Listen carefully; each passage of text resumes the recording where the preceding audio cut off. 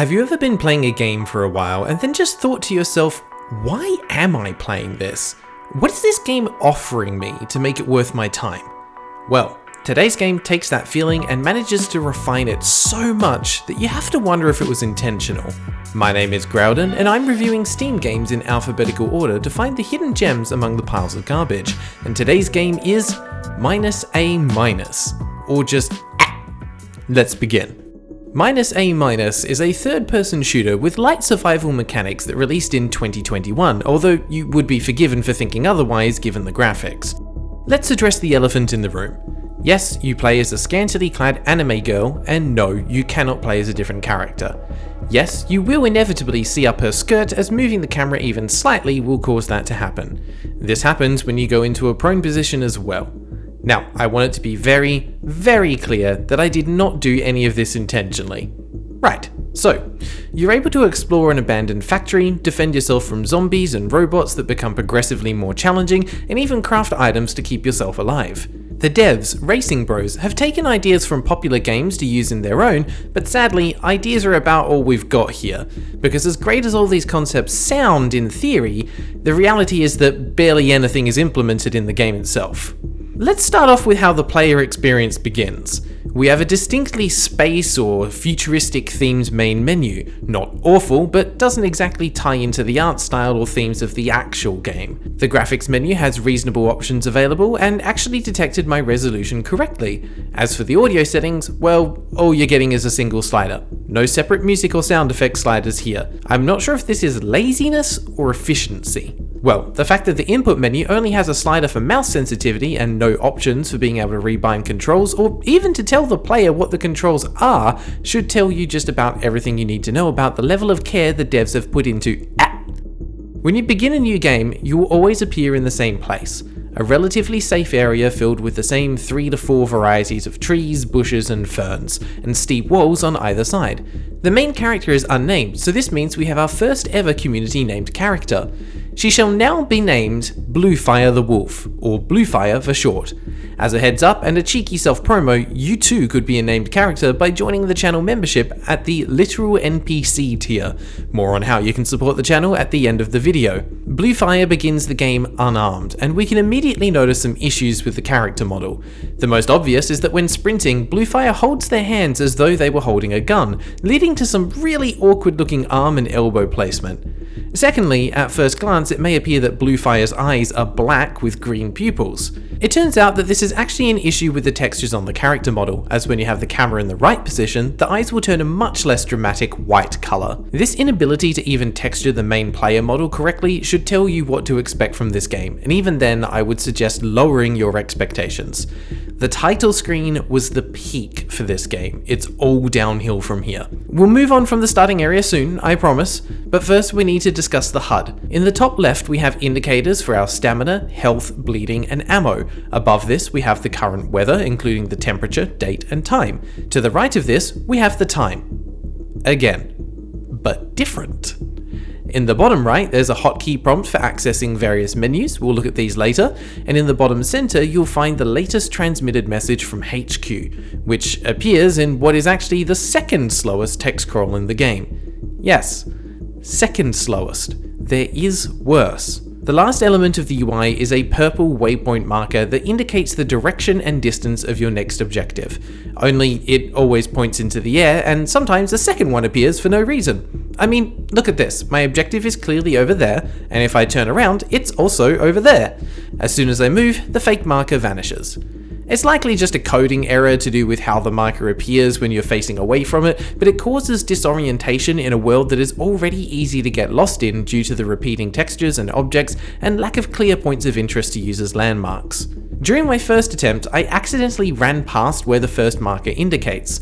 I blame the fact that I had chat open on screen and it was covering exactly where the marker would have been. Once you get far enough away from the initial spawn point, you'll begin to uncover the basic enemies in the game, the zombie and various robots. At this time, due to Bluefire being weaponless, I decided a tactical retreat was in order. After scaling a cliff in Skyrim fashion, I ran back towards the initial objective marker that I had now spotted. After a moment of despair due to the realization that I was right next to where I started, I decided that there was a higher priority at hand. Now, I'm 99% sure that I wasn't meant to be able to get up here. That slightly inconvenient incline from earlier wasn't meant to be traversable. And I say this confidently because just behind the spawn point is the literal edge of the world. Looking over the edge, we can see a large sphere of some kind. No idea what it's for, but given that has a day and night cycle, it could very well be the moon, and it rises from underneath the game world when required. Who knows? However, given the situation we found ourselves in, there was only one thing left to do. Bluefire takes a running leap off the edge and begins to fall into nothingness. And she falls, and falls, and falls. Yeah, the devs didn't bother to put in any kind of out-of-bounds zone, so Bluefire is now going to fall forever. Or at least until we quit and restart the game. And it was after restarting the game that I noticed there is no in-game settings menu. You can only adjust the settings from the main menu. Once you're in-game, you're stuck with whatever you've got. And let me tell you, the performance of this game is atrocious. It's so bad, in fact, that out of all the games I've played on this series, this is the one that I feel is most likely to be a crypto miner of some type. My CPU and GPU usage were close to maxing out while playing. It's either incredibly poorly optimized, or something more nefarious is going on behind the scenes. Back in the starting area, this time I follow the marker correctly, and Bluefire gets her first weapon, a rifle. I say first weapon because the game clearly has a hotbar with space for 4 items. Alas, this was not to be. The starter rifle is the only weapon in the game. It comes with 30 bullets, which are replenished when reloading. At least there's no need to scavenge or preserve ammunition, you can never run out. With a weapon in her hands, Bluefire is now able to defend herself when heading out into the wild. The zombies you encounter will require multiple shots to the body, but only a single headshot to bring them down. This is one of the very few things the game does right. This is proper risk-reward gameplay that incentivizes accuracy and skill. Mostly because the more headshots you get, the less time you'll need to spend playing the game. There are also 2 fairly common robot enemies you'll encounter, a ground-based one and an aerial one. One makes an annoying beeping noise when nearby, and the other makes sounds that would fit right in with Lovecraftian horrors.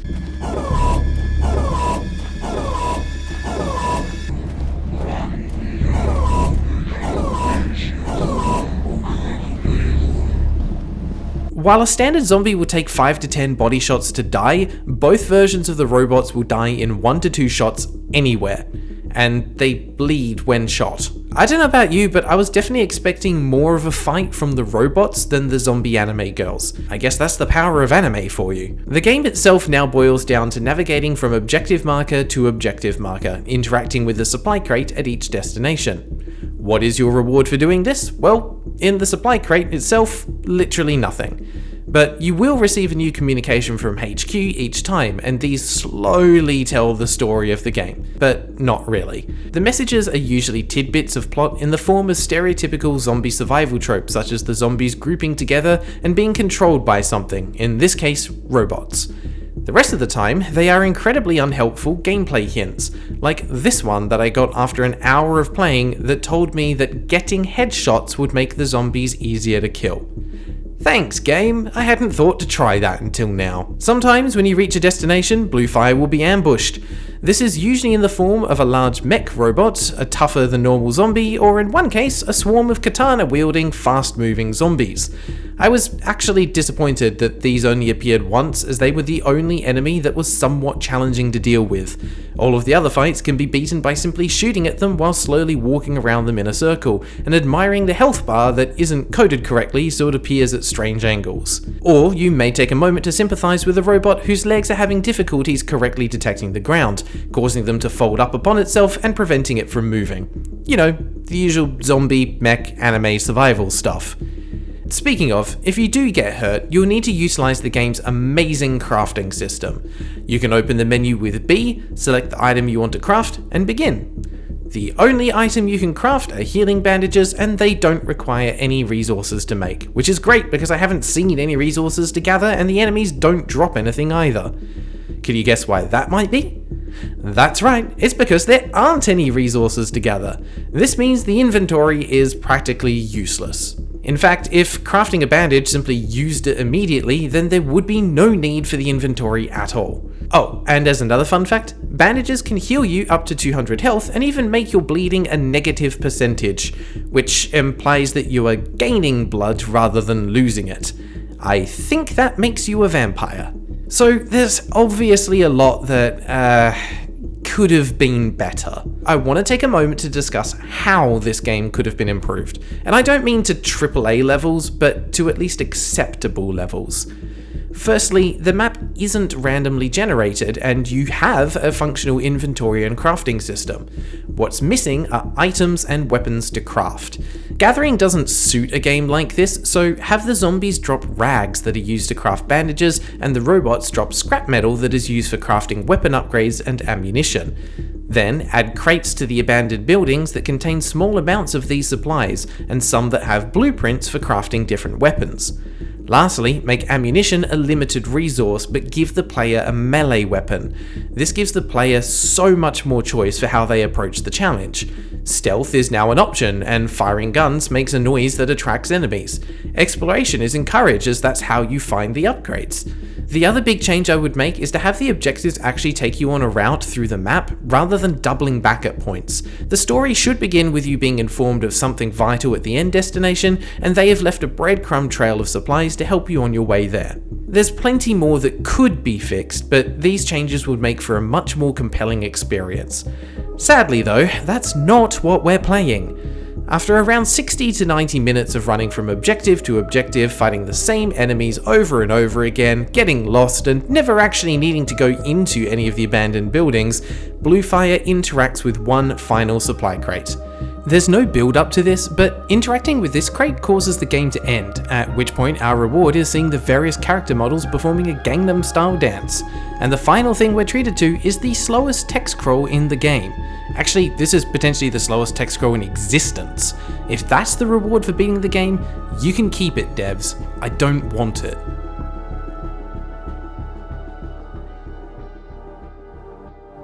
-A- takes a lot of third-person survival shooter mechanics that are known to work well and does absolutely nothing with them. A crafting system that is only used to make bandages, and an inventory that is only used to store said bandages. A detailed weather system that has no effect on gameplay because the game can be beaten in a single in-game day. Combine this with a range of enemies that have barely any mechanical variety, and a repetitive area to explore that has zero care put into it. Just look at all the assets sticking up through the floors or through walls. It even just feels like it was thrown together to see what would stick, and then anime girls were used for the player and the most common enemy to act as clickbait. There's nothing that is particularly wrong or broken about the game, everything functions. Except for when you can't shoot things due to the invisible walls that the various flora create. Isn't offensive enough to make me want to quit playing, but it also does nothing interesting to make me want to keep playing. It's best described as being exceedingly mediocre. It's a game that I doubt I'll remember anything about in a couple of years. It does nothing memorable. If someone asked me to name one reason to play, I'd stare at them for a moment and then politely but firmly ask them to leave. With all that in mind, my final rating for is a LaCroix out of 10. There's just enough of something there so you know what it's supposed to be, and so that you know what you're missing out on. Thanks for watching. Welcome to the end of the video. A massive thank you to the channel members on screen, and a special shout out to the very first Knight of the Holy Grail, Freaky Feline. If you'd like to support the channel, you can do so for as little as $1 per month. Just click the join button to see the available membership levels and perks. For a complete list of games covered so far and their ratings, check the description section for a link to a spreadsheet covering all this and more. Thank you for joining me on this weird gaming adventure through the depths of Steam, and until next time, take care.